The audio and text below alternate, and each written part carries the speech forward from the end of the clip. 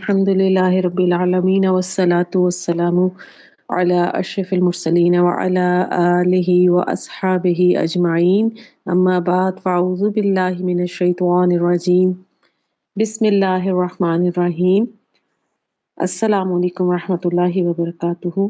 Welcome to فہم زبان short course by نور ہدایت. Short lecture number 6. آج ہم عدد نمبر کے بارے میں پڑھیں گے. عربی میں دو کے لیے جمع نہیں، ایک الگ قاعدہ ہے. کیا آپ جانتے ہیں؟ ایک کے لیے واحد، دو کے لیے مثنیٰ. عربی کی یہ خوبصورتی سیکھیں. اردو اور انگلش میں عدد کے اعتبار سے اسم دو طرح کا ہوتا ہے، واحد اور جمع. لیکن عربی میں واحد اور جمع کے علاوہ دو کے لیے ایک الگ سے عدد بنایا گیا جسے مثنیٰ کہتے ہیں. گویا عربی میں عدد کے اعتبار سے اسم تین طرح کا ہوگا: واحد ایک کے لیے، مثنیٰ دو کے لیے، جمع دو سے زیادہ کے لیے.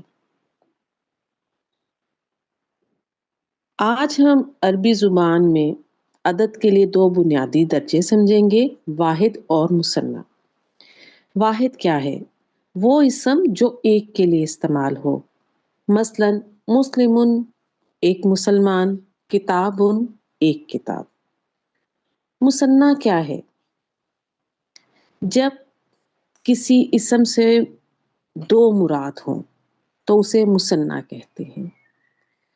مثنیٰ بنانے کا طریقہ: واحد اسم کو مثنیٰ بنانے کے لیے واحد اسم کے آخری حرف پر زبر دے کر آنی کا اضافہ کر دیا جاتا ہے، جس سے اسم کے آخر میں آنی کی آواز پیدا ہو جاتی ہے.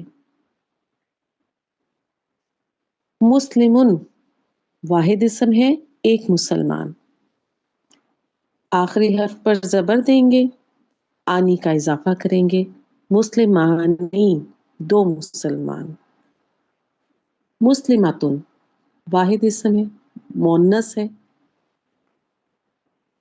آخری حرف پر زبر دیں گے، آنی کا ایڈیشن کریں گے تو ہو جائے گا مسلمتانی دو مسلمان عورتیں.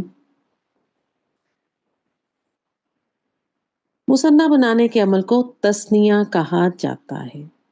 عربی میں دو چیزوں کے لیے ہمیشہ مثنیٰ استعمال کیا جاتا ہے. یہی اس زبان کی خاص خوبصورتی ہے.